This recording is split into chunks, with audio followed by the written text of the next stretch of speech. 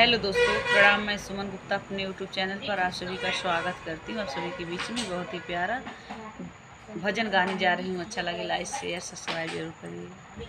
हमरे दुअरिया बह गंगा हे जंजाली जियरा, हमरे दुअरवा बह गंगा हे जंजाली जियरा, कबहू ना कैली गंगा स्नान हे जंजाली जियरा, हमरे दुअरवा गौआ चार हे जंजाली जियरा, हमरे दुअरवा गौआ चार हे जंजाली जियरा, कबहू ना कैली गौ दान हे जंजाली जियरा, हमरे दुअरवा कन्या खेल हे जंजाली जियरा,